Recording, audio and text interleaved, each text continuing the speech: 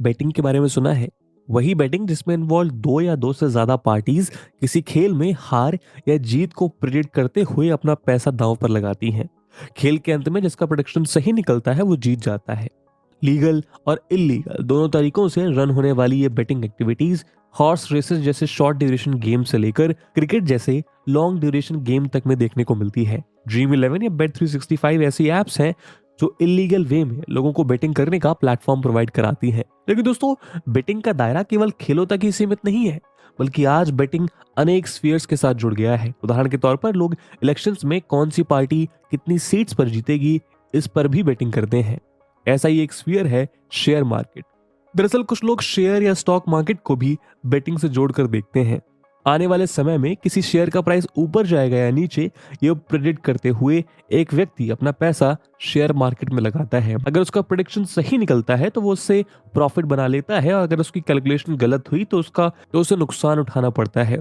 पर क्या हो अगर इस बेटिंग में मैच फिक्सिंग का तड़का लगा दिया जाए, जहां आप अलग अलग तरीकों को अपनाकर मैच शुरू होने के पहले ही उसका आउटकम फिक्स कर दें। ऐसे में कंपैरेटिवली फेयर लगने वाली बेटिंग भी अपने आप में एक कॉन्स्पिरेसी या षड्यंत्र में बदल जाएगी। दोस्तों, ऐसी एक मैच फिक्सिंग हाल ही में हम सबकी आंखों के सामने हुई, जहां फिक्सिंग करने वालों ने पूरी सीनाजोरी के साथ सबको ये बताया कि वो मैच फिक्सिंग कर रहे हैं, लेकिन फिर भी हम इस फिक्सिंग को देखकर अनदेखा कर दिया। जी हाँ दोस्तों, हम बात कर रहे हैं इंडियन शेयर मार्केट में सुनामी लाने वाली हिंडनबर्ग रिसर्च की।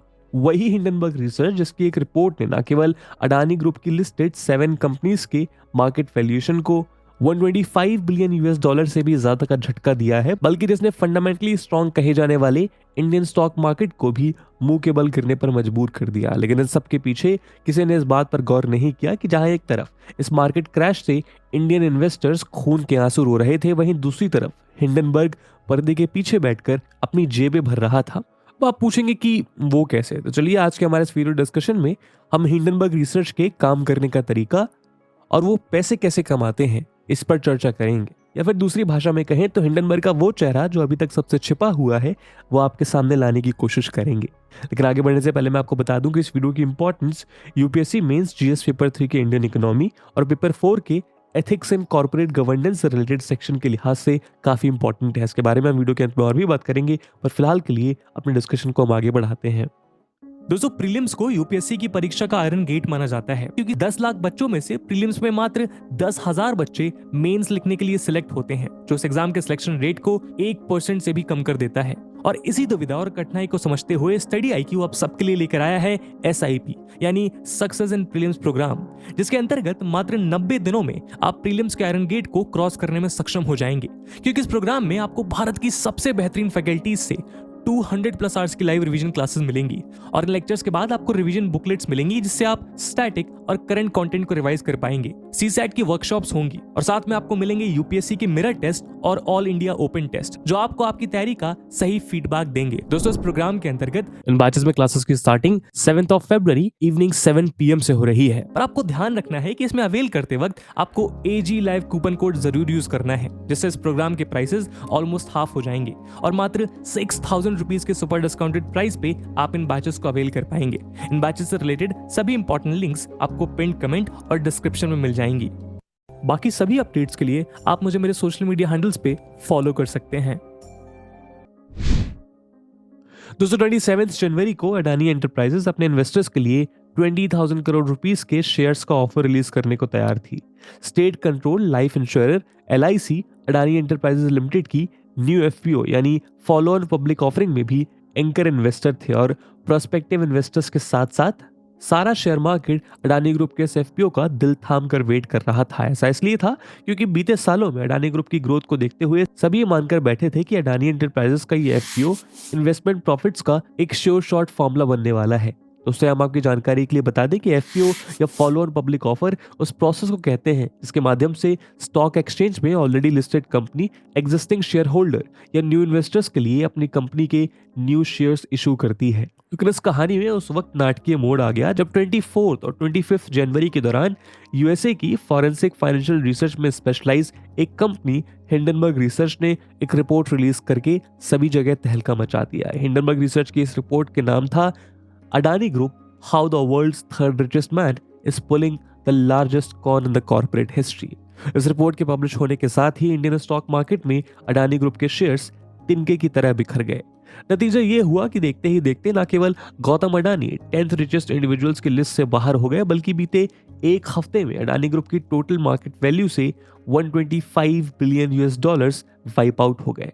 साथ ही इंडियन स्टॉक मार्केट और खासतौर पर भारत के फाइनेंशियल पिलर्स माने जाने वाले एलआईसी और एसबीआई जैसे ऑर्गेनाइजेशंस के शेयर्स भी लगातार नीचे गिरने लगे।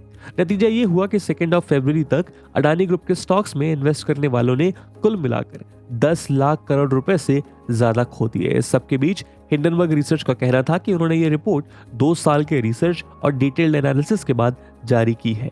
100 पेज से ज्यादा की इस रिपोर्ट में हिंडनबर्ग रिसर्च ने अडानी ग्रुप पर कुछ सीरियस एलिगेशंस लगाए हैं, जिनका कंक्लूजन ये था कि अडानी ग्रुप ने स्टॉक मैनिपुलेटर और स्टॉक ओवर प्राइसिंग के जरिए अपना मैसिव एम्पायर खड़ा किया। ऐसे में अडानी ग्रुप के इस सो कॉल्ड स्कैम से रिलेटेड इस रिपोर्ट के सामने आते ही मार्केट का ये रिएक्शन लाजमी था। लेकिन क्या आप जानते हैं कि इस रिपोर्ट से हिंडनबर्ग का क्या फायदा हुआ? तो देखिए, इस रिपोर्ट को पब्लिश करने वाली हिंडनबर्ग रिसर्च सिर्फ एक फाइनेंशियल रिसर्च या एनालिस्ट फर्म नहीं है, बल्कि इसका असली काम कुछ और है। इसको हम अगले सेक्शन में समझते हैं। दोस्तों, हिंडनबर्ग रिसर्च एक एक्टिविस्ट शॉर्ट सेलर है। एक्टिविस्ट शॉर्ट सेलर टर्म को समझने के लिए आपको पहले स्टॉक शॉर्टिंग या शॉर्ट सेलिंग को समझना होगा। दरअसल शेयर मार्केट में हम किसी भी स्टॉक में अपना इन्वेस्टमेंट इसलिए करते हैं क्योंकि हमें भरोसा है कि जैसे जैसे हमारी कंपनी ग्रो करेगी वैसे वैसे हमारे स्टॉक की वैल्यू भी बढ़ती रहेगी, जिससे हम अपने इन्वेस्टमेंट पर प्रॉफिट अर्न कर पाएंगे। शेयर मार्केट की टर्म में इसको लॉन्ग पोजीशन कहते हैं, यानी हम प्रॉफिट अर्न करने के लिए ये एंटिसिपेट कर रहे हैं कि लॉन्ग टर्म में मार्केट अच्छा परफॉर्म करेगा। लेकिन इसके उलट शॉर्टिंग या शॉर्ट सेलिंग एक तरह की इन्वेस्टमेंट मार्केट प्रैक्टिस है, जिसमें इन्वेस्टर्स मार्केट के गिरने या स्टॉक प्राइस के नीचे जाने को प्रेडिक्ट करके पैसे कमाते हैं। हालांकि शॉर्ट सेलिंग के बहुत सारे तरीके हैं, लेकिन हम इसे एक सिंपल एग्जांपल की मदद से समझ सकते हैं। मान लीजिए आप एक स्टॉक मार्केट इन्वेस्टर हैं और आपने अपने स्टॉक ब्रोकर से 10 शेयर्स बोरो किए, जिनकी उस समय टोटल मार्केट वैल्यू 5000 रुपीज थी। अब अगर आपको लगता है कि जो स्टॉक्स आपके पास है उनकी प्राइस जल्द ही गिरने वाली है, तो आप अपने बोरो किए हुए 10 शेयर्स को जल्द से जल्द मार्केट में बेच देंगे, ताकि उन 10 शेयर की करंट प्राइस को रिसीव कर बिना किसी नुकसान के शेयर बेच दिए जाएं। मान लीजिए कि आपकी प्रेडिक्शन ठीक रही और 5000 के शेयर अब 3000 के हो गए, यानी अब फिर से वो 10 शेयर्स गिरी हुई कीमत पर खरीद सकते हैं और इन्हीं कीमत पर खरीद के उस स्टॉक ब्रोकर को वापस कर सकते हैं, जिससे इनिशियली आपने 10 स्टॉक्स बोरो किए थे। यानी बिना किसी दिक्कत के आपने सिर्फ अपने करेक्ट प्रेडिक्शन से मार्केट के डाउनफॉल में भी 2000 रुपए का प्रॉफिट बना लिया। हालांकि आपको ये बात सुनने में थोड़ी अटपटी लग रही होगी कि आखिर मार्केट फॉल से कोई कैसे पैसे कमा सकता है, लेकिन दोस्तों ये एक स्टैंडर्ड मार्केट प्रैक्टिस है जो पूरी तरह से लीगल फ्रेमवर्क और स्ट्रिक्टेड रेगुलेशंस के अंडर आती है। एक रिपोर्ट के मुताबिक इसी तरह मार्केट में टेस्ला के डाउनफॉल को प्रेडिक्ट करके शॉर्ट सेलर्स ने 2022 में लगभग 15 बिलियन डॉलर्स कमाए थे। दोस्तों, stock investing is all about clash of the thesis. ऐसे थीसिस जो फंडामेंटल और टेक्निकल रिसर्च के कॉम्बिनेशन से किए गए राइट प्रेडिक्शंस पर बेस्ड होते हैं। यानी अगर किसी ने मार्केट के ऊपर जाने को सही एंटिसिपेट किया तो लॉन्ग पोजीशन में वो प्रॉफिट कमाएगा, वहीं जिन्होंने मार्केट के नीचे जाने को सही समय पर प्रेडिक्ट कर दिया वो मार्केट गिरने पर भी पैसा कमा लेते हैं। यही कारण है कि स्टॉक मार्केट्स या उस पर लिस्टेड कंपनी से रिलेटेड ऐसी रिसर्चेस कभी कभी बेहद डीप भी जा सकती हैं। जैसा कि हिंडनबर्ग ने खुद बताया कि वो अडानी और इंडियन मार्केट रिसर्च को बीते 2 साल से एनालाइज कर रहे थे। उनके अनुसार यही कारण है कि वो अडानी ग्रुप के स्टॉक्स के फॉल को प्रेडिक्ट कर पाए। लेकिन यहीं से शॉर्ट सेलर और हिंडनबर्ग की स्टॉक मार्केट मैच फिक्सिंग की कहानी शुरू होती है।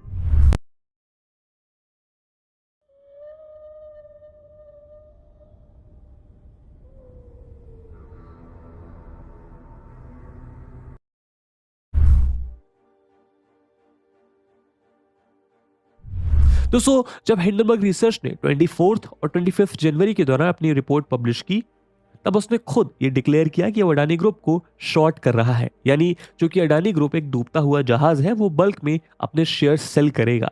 लेकिन क्या आपने ध्यान दिया कि वो अडानी ग्रुप जो बीते कुछ सालों में चीते की रफ्तार से भाग रहा था और हाल ही में एलआईसी जैसे एंकर इन्वेस्टर के साथ एफपीओ रिलीज करने वाला था, वो एकदम से कैसे सबकी नजर में खिलाड़ी से खलनायक बन गया? तो उसका सीधा जवाब है रिपोर्ट मार्केटिंग। दोस्तों, हिंडनबर्ग रिसर्च आज से महज 5 से 6 साल पहले 2017 में एग्जिस्टेंस में आई थी। साल 2021 में जिस रिसर्च ऑर्गेनाइजेशन के पास महज 10 एम्प्लॉयज काम करते थे, उसने एकदम से सारी दुनिया को यह विश्वास दिला दिया कि एक मल्टी बिलियन डॉलर कंपनी का सूर्य अस्त हो चुका है। इस बात के लिए इस फर्म ने सारे हथकंडे अपनाए। उदाहरण के तौर पर अगर हम हिंडनबर्ग रिसर्च की इस रिपोर्ट पर ध्यान दें तो हम पाएंगे कि इसमें एनालिसिस के साथ साथ अपीलिंग वर्ड्स और सिस्टमैटिक स्क्रिप्टिंग के माध्यम से एक नैरेटिव बनाने का प्रयास किया गया है। जैसे कि इस रिपोर्ट में कहा गया है कि Adani group is pulling the largest con in corporate history. साथ ही गौतम अडानी पर भी पर्सनल अटैक करते हुए हिंडनबर्ग रिपोर्ट कहती है कि आमतौर पर गौतम अडानी अपने पब्लिक इंटरव्यूज में क्लेम करते हैं कि वो क्रिटिसिज्म के प्रति एक ओपन माइंड रखते हैं, लेकिन असल में गौतम अडानी अपने लिंक्स और पॉलिटिकल कनेक्शंस का इस्तेमाल करके क्रिटिकल जर्नलिस्ट और कमेंटेटर्स को या तो जेल में डलवा देते हैं या फिर लिटिगेशन के थ्रू उनकी बोलती बंद कर देते हैं। और इन्हीं ओवर ड्रामेटिक और हाइपोथेटिकल एलिगेशंस और स्टेटमेंट्स को देखकर साफ समझ आता है कि हिंडनबर्ग की असल मंशा कुछ और। ऐसे में सवाल यह है कि क्या इस रिपोर्ट को मार्केट मैनिपुलेशन टैक्टिक्स नहीं मानना चाहिए? आफ्टर ऑल, इस तरह का हाइप क्रिएट करके अगर एक कंपनी खुद प्रॉफिट कमा रही है तो हम इस रिपोर्ट को चाहे किसी भी चश्मे से देखें, इसकी टाइमिंग और मॉडस ऑपरेंडी में बड़े बड़े लूपहोल्स नजर आते हैं। वही नहीं, रिपोर्ट्स के मुताबिक इससे पहले भी हिंडनबर्ग ने Nikola, SCWorx, Genius Brand, Ideanomics, Wins Finance, Genius Brands, ST Rocks, HF Food, Bloom Energy, Aphria, Twitter इत्यादि कंपनीज के अगेंस्ट ऐसे ही रिपोर्ट से मार्केट स्पेकुलेशंस रिलीज करके शेयर शॉर्ट किए थे और अपना प्रॉफिट कमाया था। दोस्तों, इस रिपोर्ट को लेकर एक दूसरा क्वेश्चन इनसाइडर ट्रेडिंग का भी है। दोस्तों, हम आपकी जानकारी के लिए बता दें कि शेयर मार्केट की भाषा में इनसाइडर ट्रेडिंग का मतलब ऐसी कॉन्फिडेंशियल इंफॉर्मेशन के लीक होने से है जो कि पब्लिक में अवेलेबल नहीं है और जिस इंफॉर्मेशन को यूज करके स्टॉक एक्सचेंजेस में अनफेयर एडवांटेज उठाया जा सकता है। अगर हम हिंडनबर्ग की इस रिपोर्ट पर गौर करें तो हम पाएंगे कि इस रिपोर्ट में अडानी ग्रुप के बारे में ऐसी ढेरों सो कॉल्ड रिसर्च इंफॉर्मेशन है जो किसी भी पब्लिक प्लेटफॉर्म पर अवेलेबल नहीं है और ना ही इनके बीच कोई लॉजिकल इंटरफेरेंस ड्रॉ किया जा सकता है। यानी यहाँ जिस रिपोर्ट में साफ देखा जा सकता है कि हिंडनबर्ग ने एक्टिविज्म के नाम पर प्रॉफिट कमाने के लिए इनसाइडर इंफॉर्मेशन लीक किए हैं। उदाहरण के लिए हिंडनबर्ग रिपोर्ट क्वींसलैंड में कोल ट्रांसपोर्ट करने के लिए बिल्ड की जाने वाली रेल लाइन के संबंध में हुई अडानी की डील के बारे में मेंशन करती है, जबकि इस ट्रांजैक्शन के बारे में अडानी एंटरप्राइजेस की एनुअल रिपोर्ट में कोई स्पेसिफिक डिस्क्लोजर देखने को नहीं मिलता। ऐसे में हिंडनबर्ग पर इनसाइडर ट्रेडिंग का शक भी गहराता जा रहा है। लेकिन इस सबके बीच एक बात जो परफेक्टली क्लियर है वो ये कि हिंडनबर्ग ने अडानी ग्रुप पर एक क्रिटिकल रिपोर्ट पब्लिश की और उसे सोशल मीडिया और न्यूज नेटवर्क्स के जरिए ज्यादा से ज्यादा पुश किया ताकि इस कंपनी के स्टॉक पर नेगेटिव इंपैक्ट पड़े और इसी बीच अपने टारगेट अडानी ग्रुप के ही शेयर्स को शॉर्ट सेल करके प्रॉफिट कमा लिया। यानी इस रिपोर्ट के कारण जितने ज्यादा अडानी ग्रुप के स्टॉक्स गिरे, हिंडनबर्ग रिसर्च ने स्टॉक्स को शॉर्ट करके उतना ज्यादा प्रॉफिट मार्जिन अर्न किया। वहीं एक चौंकाने वाली बात यह भी है कि संडे गार्जियन लाइव की एक न्यूज रिपोर्ट के मुताबिक और एक्टिविज्म की मशाल लिए आगे बढ़ते हिंडनबर्ग रिसर्च की वेबसाइट पर उसके अपने इन्वेस्टर्स का कोई मेंशन नहीं है। वहीं जब गार्जियन लाइव के रिपोर्टर्स ने हिंडनबर्ग रिसर्च को उसके इन्वेस्टर्स और अडानी ग्रुप के अगेंस्ट हुए इस फॉरेंसिक फाइनेंशियल रिसर्च से संबंधित सवाल पूछने के लिए सीख किया तो हिंडनबर्ग रिसर्च ने कोई भी ऑफिशियल रिस्पांस देने से मना कर दिया। ऐसे में यह बात दिलचस्प है कि जहां एक और हिंडनबर्ग अडानी ग्रुप को अपनी रिपोर्ट में उसके सीक्रेटिव इन्वेस्टर्स से रिलेटेड क्वेश्चन पूछ रहा है, वहीं दूसरी ओर वो खुद अपने इन्वेस्टर्स के बारे में डिस्क्लोज नहीं कर रहा। साथ ही अडानी ग्रुप के होने वाले एफपीओ की ठीक पहले रिलीज हुई ये रिपोर्ट कुछ अनसुलझे सवाल जरूर खड़े कर देती है।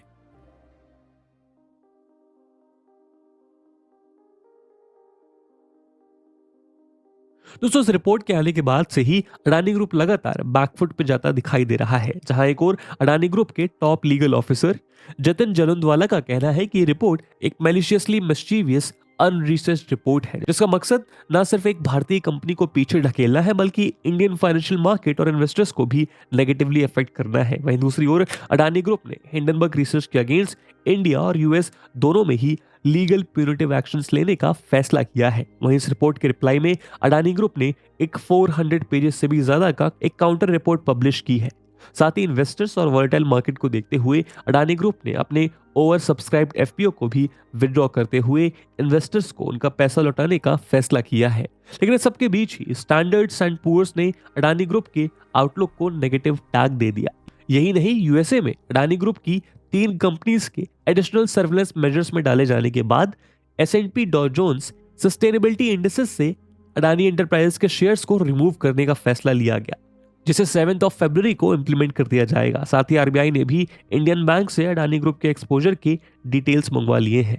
अडानी ग्रुप के अगेंस्ट भारत की सिक्योरिटीज मार्केट वॉचडॉग सेबी के इन्वेस्टिगेशन की मांग जोर पकड़ रही है। तो जाहिर है कि जल्द ही सारे घटनाक्रम के पीछे का सच सामने आ ही जाएगा। लेकिन इस सब के बीच भी जो वापस नहीं आएगा वो है इंडियन स्टॉक मार्केट के इन्वेस्टर्स का पैसा और इंडियन फाइनेंशियल सिस्टम की स्टेबिलिटी।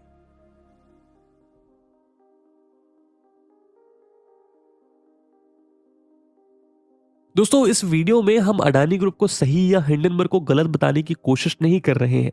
लेकिन यदि एक ऐसी फर्म जो किसी रिपोर्ट को पब्लिश करते समय खुद ही कॉन्फ्लिक्ट ऑफ इंटरेस्ट के जाल में फंसी हुई है, तो क्या ऐसी पब्लिकेशन को लीगल या एथिकल ठहराया जा सकता है? क्योंकि अगर ऐसा है तो क्या हम मार्केट रेगुलेशन और उसे कंट्रोल करने की जिम्मेदारी के लिए बैठे सेबी और आरबीआई जैसे वॉचडॉग्स के हाथों से सच और गलत को ढूंढने का काम लेकर इस तरह के प्राइवेट ऑर्गेनाइजेशंस के हाथों में दे देना चाहिए? दोस्तों, इस मुद्दे पे आपका क्या ओपिनियन है? कमेंट सेक्शन में जरूर साझा करिएगा। और जैसा हमने वीडियो के पहले भाग में बताया कि इस वीडियो की इंपॉर्टेंस यूपीएससी मेंस के लिहाज से काफी ज्यादा है, और उसी इंपॉर्टेंस को देखते हुए एक सवाल हम आपके लिए छोड़कर जा रहे हैं जिसको आपको कमेंट सेक्शन में आंसर करना है। The question is, explain the concept of conflict of interest in public institutions. How does conflict of interest breed corruption? Illustrate. And with this question, my friends, that's it for the video. I hope आपको video पसंद आई होगी, और अगर पसंद आई है तो अपने दोस्तों के साथ साझा करना मत